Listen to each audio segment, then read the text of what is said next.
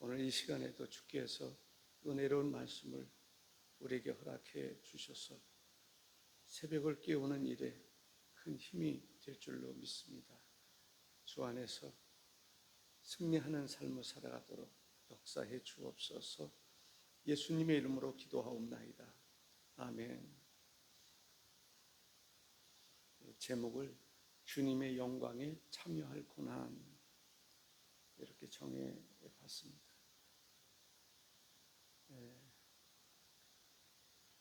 목적 있는 삶, 우리가 살아가는 데는 나름대로 목적이 있습니다.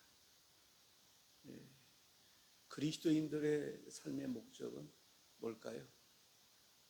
하나님을 영화롭게 하는 것입니다.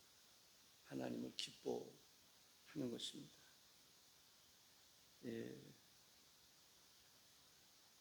예수님의 어떤 삶의 목적, 예수님은 어떤 목적을 가지고 이 땅을 사셨을까?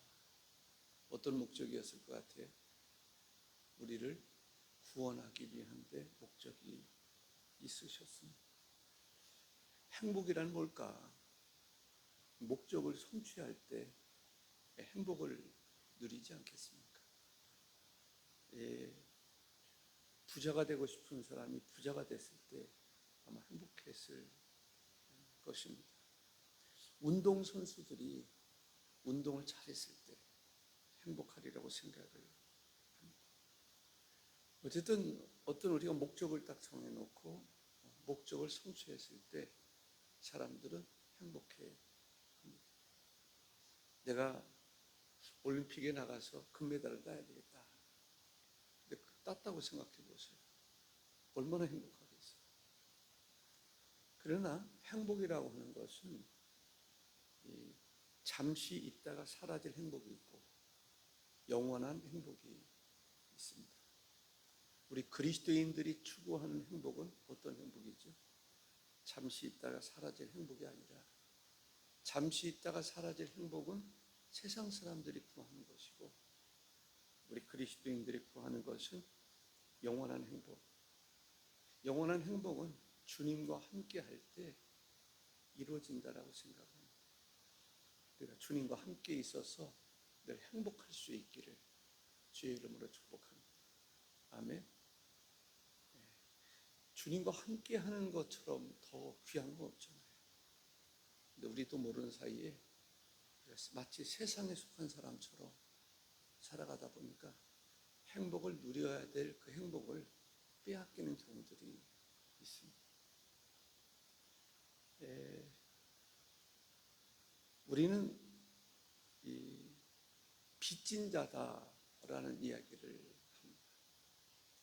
우리는 빚진 자다. 어떤 빚을 졌느냐라는 거죠. 하나님의 은혜의 빚을 진 사람들입니다.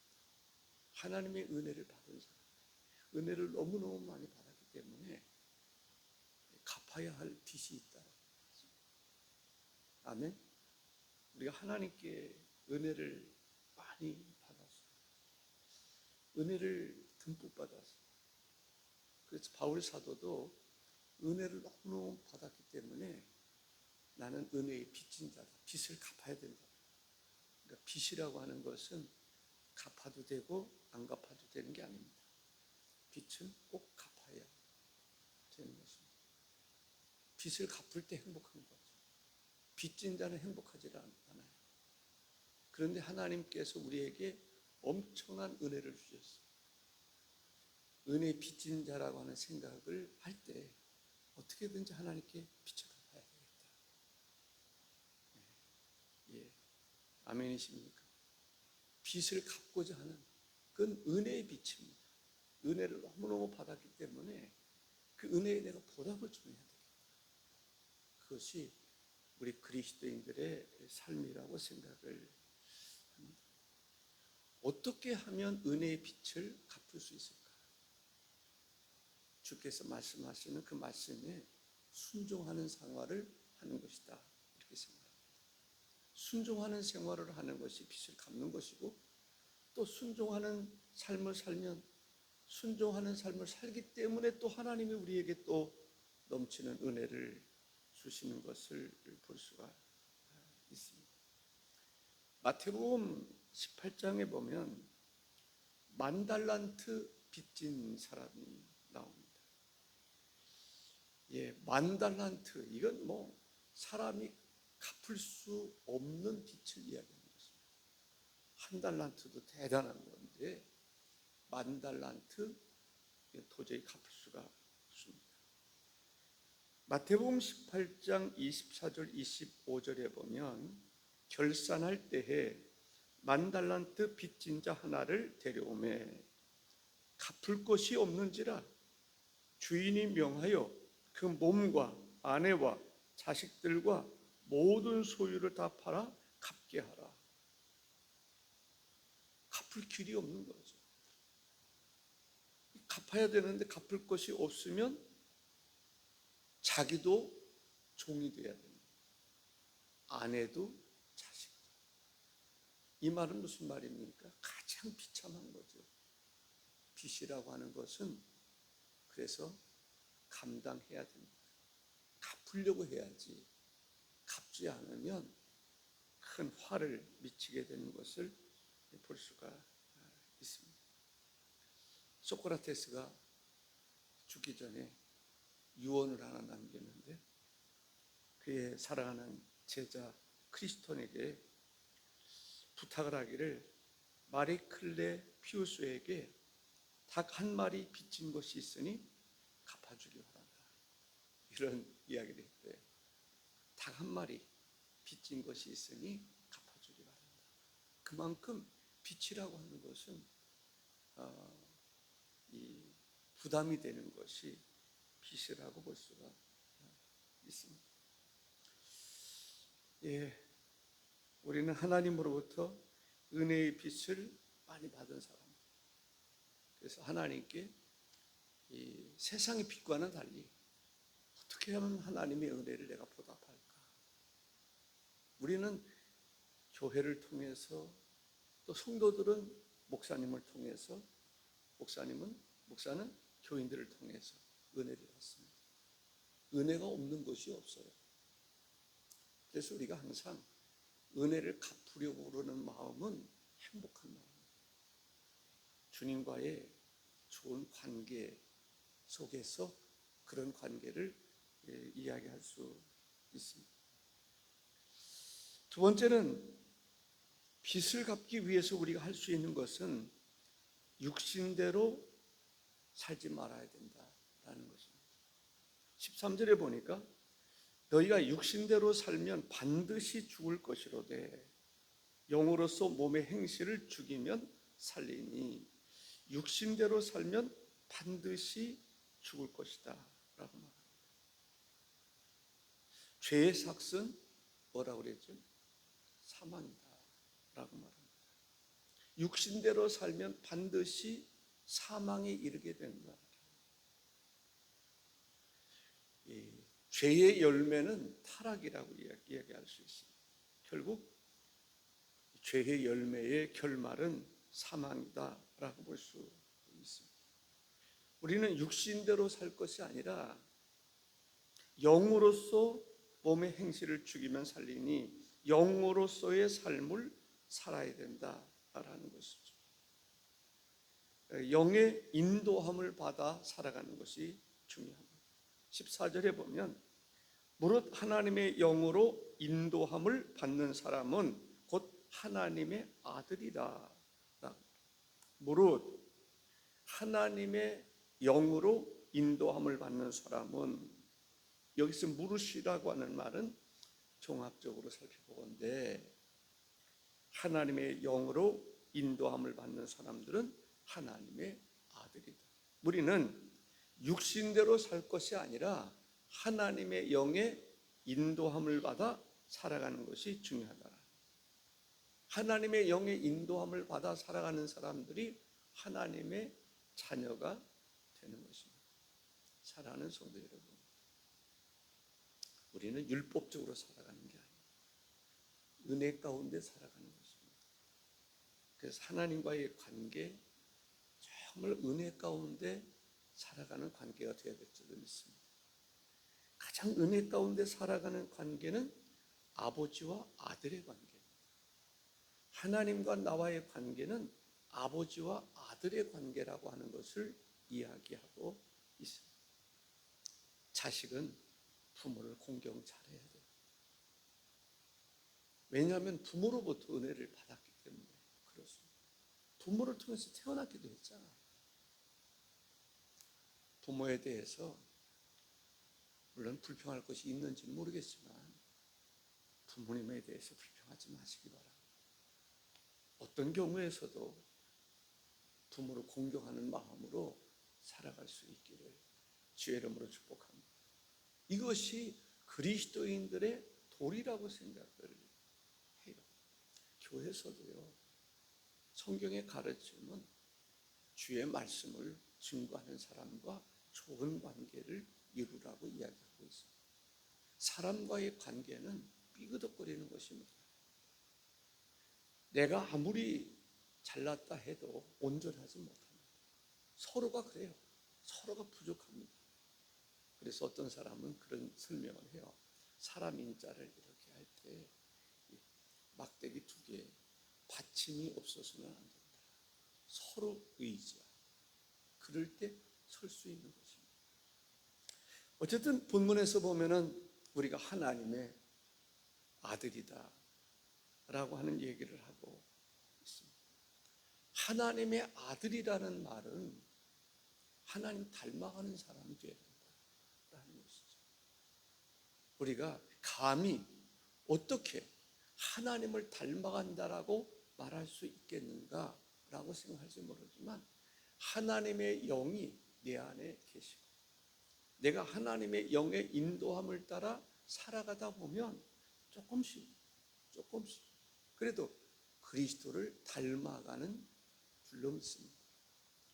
그리스도인이라고 하는 말은 그리스도를 닮아가는 사람이라는 말이죠. 우리가 그리스도를 닮아가는 삶이 중요한 것입니다. 서로가 그리스도를 닮아가려고 애도 쓰고 그리스도를 닮아가지 못하는 것에 대해서 안타깝게 생각하고 그리스도를 닮아가고자 하는 그러한 영의 인도함을 받다 보면 그리스도 안에서 모든 성도들이 하나가 되는 것입니다. 교회가 그리스도 안에서 하나 될 때는 교회가 강합니다. 당할 자가 없습니다. 교회처럼 강한 것이 없습니다. 그런데 교회가 그리스도 중심의 삶을 살아가지 못하면 교회처럼 약한 게 없습니다. 형편없습니다. 정치하는 사람들도 교회가 하나님 앞에 바로 서지 못하면 정치하는 사람들도 교회를 무시합니다. 그러나 교회가 하나님 말씀에 바르게 서면 정치가 됐든지 누가 됐든지 교회 함부로 하지 못합니다. 왜냐하면 교회 중심에는 하나님이 계시기 때문입니다. 하나님 말씀이 있기 때문입니다. 성령님이 함께 하시기 때문입니다. 내주는 강한 성이요 방패와 병기 되시니 환난 날에 큰 힘이다 도움이다 라고 말하지 않습니까? 우리는 마귀를 닮아가면 안 되겠죠. 근데 우리가 죄 가운데 살아가다 보면 마귀를 닮아가는 경우들을 보게 됩니다. 우리는 마귀를 닮아가는 것이 아니라 그리스도를 닮아가는 하나님의 자녀로서의 삶을 살아가는 것이 중요합니다. 삶을 보여주는 게 중요하죠. 우리 온전하지 못합니다. 그럼에도 불구하고 그리스도의 영의 인도함을 받는 사람들은 하나님의 아들이 된다. 그리스도의 영을 닮아갈 수 있는 그러한 영의 인도함을 따라 살아가는 사람이 되어야 될 줄로 믿습니다. 하나님과 우리와의 관계를 아버지와 아들의 관계로 설명한다라고 하는 것은 놀라운 일입니다. 하나님과 우리와의 관계를 아버지와 아들의 관계로 성경에서 이야기하고 있다는 것. 이건 엄청난 사건이죠. 어느 종교에서 그럴 수 있습니까? 하나님과 신과 우리와의 관계를 아버지와 아들의 관계, 가장 신뢰할 만한 관계를 이야기하는 것입니다. 세상에 많은 관계가 있어요. 부부 관계도 있고 그런 관계가 있지만 아버지와 아들의 관계처럼 더 신뢰할 만한 관계가 있을까요? 없다라고 생각합니다. 그래서 성경은 하나님과 우리와의 관계를 가장 잘 설명해 주는 관계를 아버지와 아들의 관계, 가장 신뢰할 만한 관계, 서로가 책임질 수 있는 관계, 서로가 정말 책임질 수 있는 관계, 부부와의 관계도요 정말 책임질 수 있는 관계가 못 돼요. 죄송하지. 그러다 보니까 헤어지기도 하고 그런 것이죠. 왜? 책임 안 지려고. 그러나 아버지와 아들의 관계처럼 책임질 만한 관계는 없다라고 생각합니다. 예수님이 하나님 앞에 기도할 때 아빠라는 표현을 쓰게 됩니다. 참 놀랍지 않습니까? 아빠. 그 아빠라는 말은 되게 이제 어렸을 때 아버지를 부를 때 아빠라고 이렇게 부르고 또 뭘 나이가 들어서도 아빠 이렇게 하는 경우들이 있습니다. 근데 아빠라고 하는 관계는 부를 수 있는 관계는 친밀한 관계를 이야기합니다. 저는 어려서부터 아버님, 형님 뭐 이렇게 이야기를 많이 했습니다. 아버님, 지금도 형님한테 형님 그렇게 얘기를 합니다. 그런데 이제 아빠, 이 아버는 할 수 있는 그러한 이름이 아닙니다. 하나님을 아빠. 마가복음 14장 36절에 보면 이르시되 아빠 아버지여 아버지께는 모든 것이 가능하오니 이 잔을 내게서 옮기시옵소서. 그러나 나의 원대로 마시옵고 아버지의 원대로 하옵소서. 근데 아빠라는 표현을 써가면서 기도할 때가 언제예요? 십자가 지기 전에, 십자가의 문제를 가지고 기도할 때 아빠라고 하는 거죠. 한편으로 보면 나에게 십자가를 치라? 하나님 딱 바라보면서 아빠라는 표현보다는 무거운 관계가 있을 수 있는데 예수는 아빠라고 부릅니다. 우리가 하나님을 아빠 아버지라고 부를 수 있는 이것이 바로 성경이 우리에게 주신 은혜입니다. 하나님을 아빠 아버지라고 부를 수 있는 그 관계, 이것은 어디에서도 찾아볼 수 없는 아주 고귀한 관계라고 생각을 합니다. 정말 새로운 관계죠. 이때까지 그런 관계를 이야기한 것이 없는데 성경에서 하나님과 우리와의 관계를 아빠 아버지라고 하는, 무거운 아버님 이런 표현보다는 아빠 아버지라고 하는 그런 표현으로 예수님이 기도하셨고 우리에게 소개하고 있는 것입니다. 하나님은 너희의 아빠 하나님 되시다. 아빠 하나님. 갈라디아서 3장 26절에 너희가 다 믿음으로 말미암아 그리스도 예수 안에서 하나님의 아들이 되었으니, 믿음으로 말미암아 하나님과 우리와의 관계는 믿음으로 말미암아 아버지와 아들의 관계가 됐다. 누구를 믿는 것입니까? 예수 그리스도를 믿는 것입니다. 하나님 말씀을 믿는 것이죠.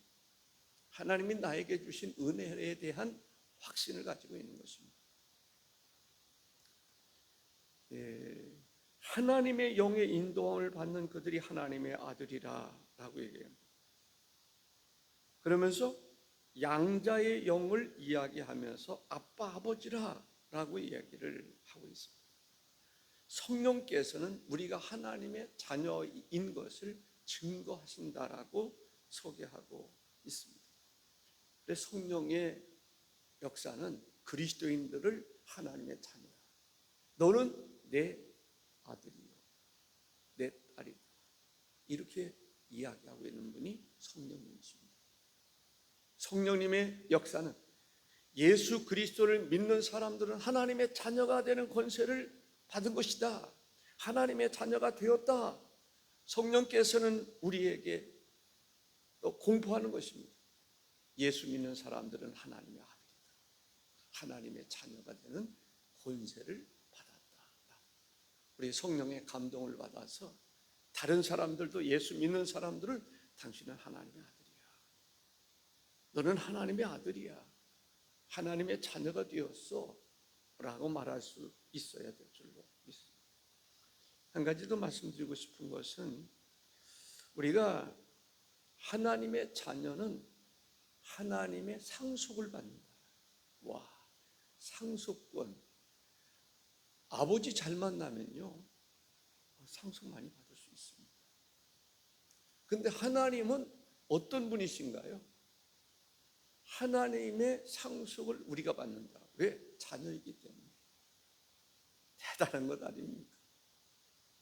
몇십억 받는 것도 대단한데, 몇백을 받고 몇천억을 받는 것도 대단한데, 하나님의 모든 나라의 상속을 우리가 받는다.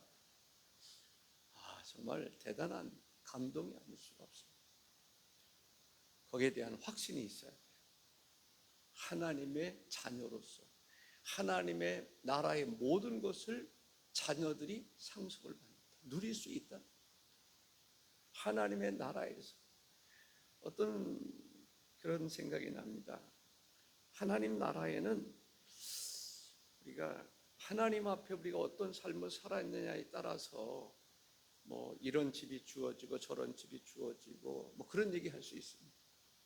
그러나 그 이상 세상이 표현할 수 없는 놀라운 것을 성도들은 다 누릴 수 있습니다. 저는 천국에 가서는 자유로워지니까 저는 여행을 좀 하고 싶었을 때가 있었어요. 여행을 좀 했으면 좋겠다. 어디 여행을 할 것인가? 나는 바닷속 여행을 했으면 좋겠다. 지금 지구에서도요, 바닷속의 그 신비, 제가 그 하와이에 갔을 때 기억나는 것은, 바닷속에 들어가니까 거기는 사람들이 고기를 못 잡게 했을 뿐만 아니라 고기를 안 잡아요. 그런데 바닷속에 들어가면요, 이 물고들이 참 떼를 지어 다니고, 그런데 내 옆에도 다니고 그 물고기 있는 데를 찾아가면 거기서 같이 이렇게 지내기도 하고, 그런 모습이 너무너무 아름다워요. 바닷속에 들어가면 그냥 오색찬란한 그런 물고기들이 그냥 수없이 있는 거예요. 그곳을 같이 여행하는 거예요. 그런데 바닷속에는 어떤 신비가 있을까? 바닷속을 천국에 가면은요, 거기도 바다가 있을 것 같아요. 산도 있을 것 같고요, 생명나무도 있을 것이고. 근데 마음껏 바닷속을 여행할 수 있으면 좋겠어요. 하나님이 어느 정도 물고기들을 비롯해서 어떤 세계를 만드셨는지 대단하지 않겠구나, 그런 생각이 듭니다. 하나님의 나라. 그냥 바울 사도가 볼 때 할 말을 이뤘습니다.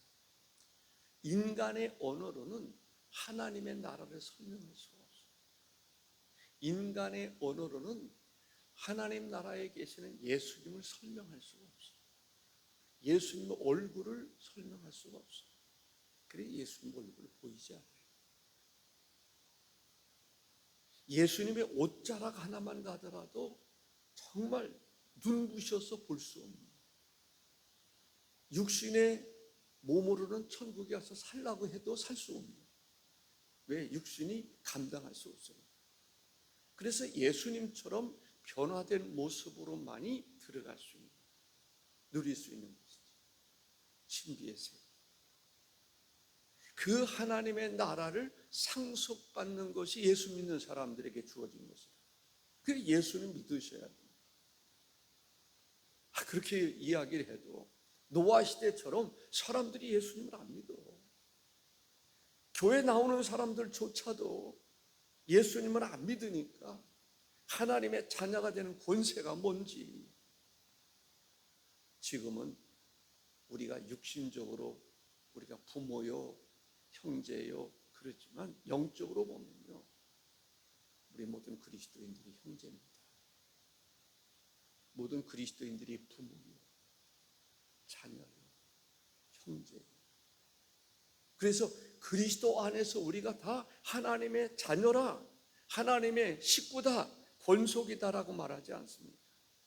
하나님 나라에서 누릴 수 있는 상속, 대단한 것임을 볼 수 있는데, 그 상속을 이야기할 때 멸류관이라고 하는 표현을 씁니다.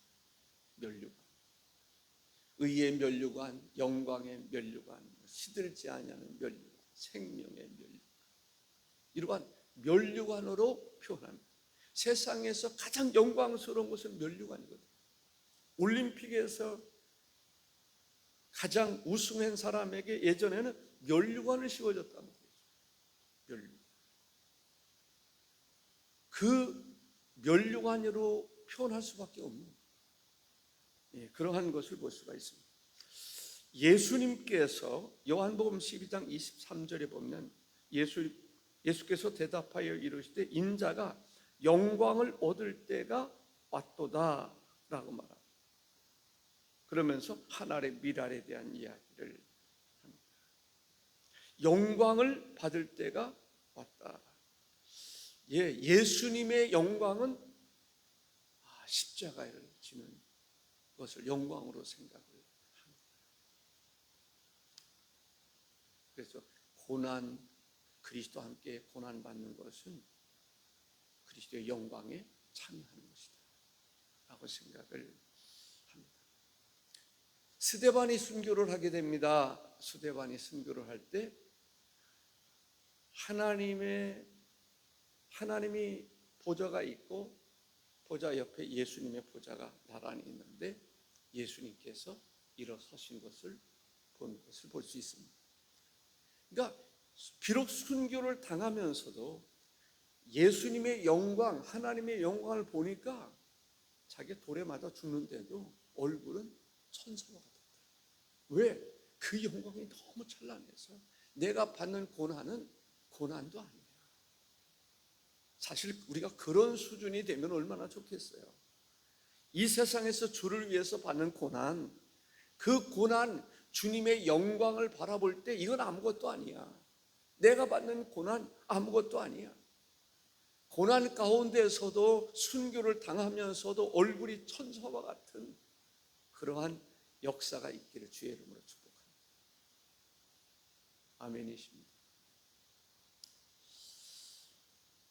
사도행전 7장 55절에 스데반이 성령 충만하여 하늘을 우러러 주목하여 하나님의 영광과 및 예수께서 하나님 우편에 서신 것을 보고 라고 말합니다.